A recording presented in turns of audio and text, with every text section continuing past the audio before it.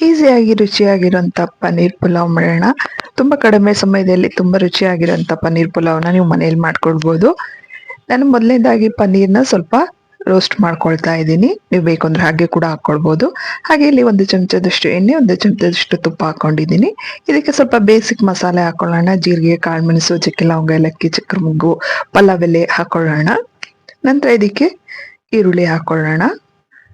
2 ಈರುಳ್ಳಿ ಹಾಕ್ಕೊಂಡು 2 ನಿಮಿಷ ಕೈ ಆಡ್ಕೊಳ್ಳೋಣ. ಹಾಗೆ ಸ್ವಲ್ಪ ಶುಂಠಿ ಬೆಳ್ಳುಳ್ಳಿ ಪೇಸ್ಟ್ ಹಾಕೊಳ್ತಾ ಇದ್ದೀನಿ 1 ಚಮಚ. ಇದಿಷ್ಟನ್ನು ಕೈ ಆಡ್ಕೊಂಡ ನಂತರ ನಾವಿದಕ್ಕೆ ಟೊಮೊಟೊ ಹಣ್ಣು ಕೂಡ ಹಾಕೊಳ್ಳೋಣ. ಒಂದು 3 ರಿಂದ 4 ಟೊಮೊಟೊ ಹಣ್ಣು ಹಾಕೊಂಡಿದ್ದೀನಿ ನಾನು. ಹಾಗೆ ಇದಕ್ಕೆ ಸ್ಲಿಟ್ ಮಾಡಿರೋಂಥ 4 ರಿಂದ 5 ಹಸಿಮೆಣಸಿನಕಾಯಿ ಹಾಕೊಳ್ಳೋಣ. ನಿಮಗೆ ಖಾರಕ್ಕೆ ಅನುಗುಣವಾಗಿ ನೀವು ಖಾರ ಹೆಚ್ಚು ಕಡಿಮೆ ಮಾಡ್ಕೊಳ್ಬೋದು.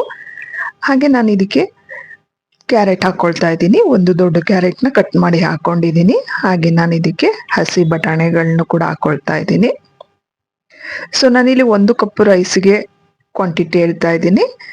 ಸೊ ನೀವು ಎಷ್ಟು ಜಾಸ್ತಿ ಕಡಿಮೆ ಮಾಡ್ಕೊಳ್ತೀರಾ ಅದ್ರ ಮೇಲೆ ನೀವು ಹಾಕೊಳ್ಳೋಂಥ ಸಾಮಗ್ರಿಗಳನ್ನ ಹೆಚ್ಚು ಕಡಿಮೆ ಮಾಡ್ಕೊಳ್ಳಿ. ಅರಿಶಿನ, ಉಪ್ಪು, ಗರಂ ಮಸಾಲ, ಹಾಗೆ ನಾನು ಇದಕ್ಕೆ ಬಿರಿಯಾನಿ ಮಸಾಲ ಕೂಡ ಹಾಕೊಳ್ತಾ ಇದ್ದೀನಿ. ಚೆನ್ನಾಗಿ ಒಂದ್ಸರಿ ಮಿಕ್ಸ್ ಮಾಡ್ಕೊಳ್ಳೋಣ.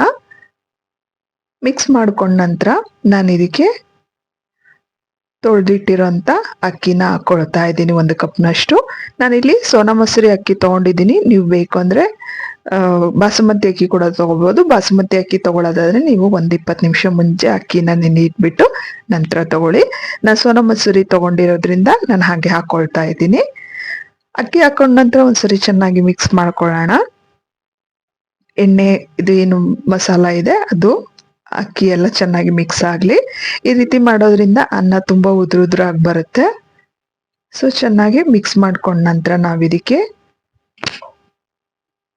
ರೆಡಿ ಮಾಡ್ಕೊಂಡಿರೋಂಥ ಪನ್ನೀರ್ನ ಹಾಕೊಳ್ಳೋಣ. ಹಾಗೆ ಸ್ವಲ್ಪ ಫ್ರೈ ಮಾಡ್ಕೊಂಡಿರೋಂಥ ಈರುಳ್ಳಿ ಕೂಡ ಹಾಕೊಳ್ಳೋಣ. ಹಾಗೆ ಸ್ವಲ್ಪ ಕೊತ್ತಂಬರಿ ಕೂಡ ಹಾಕೊಳ್ಳೋಣ. ನೀವು ಬೇಕು ಅಂದರೆ ಈ ಕೊತ್ತಂಬರಿ ಹಾಗೆ ಈರುಳ್ಳಿ ಕರ್ದಿರೋಂಥ ಈರುಳ್ಳಿನ ಲಾಸ್ಟಲ್ಲಿ ಹಾಕೊಳ್ಬೋದು. 1 ಕಪ್ಪಿಗೆ 2 ಕಪ್ ನೀರು ಹಾಕೊಂಡು ನಾನು ಇದನ್ನ ಒಲೆ ಮೇಲೆ ಇಟ್ಟಿದ್ದೀನಿ. ನೋಡಿ ಕುದಿ ಎತ್ತಿದೆ. ನೋಡಿ ನಮ್ಮ ಪನ್ನೀರ್ ಪುಲಾವ್ ಎಷ್ಟು ಚೆನ್ನಾಗಿ ರೆಡಿ ಆಗಿದೆ. ನೀವು ಬೇಕಂದ್ರೆ ಈ ಹಂತದಲ್ಲಿ ಕೂಡ ಕೊತ್ತಂಬರಿ ಹಾಗೆ ಈರುಳ್ಳಿ ಹಾಕೊಳ್ಬೋದು. ನೋಡಿ ರುಚಿಯಾಗಿರೋಂಥ ಪನ್ನೀರ್ ಪುಲಾವ್ ರೆಡಿ ಆಯಿತು. ಖಂಡಿತ ಟ್ರೈ ಮಾಡಿ.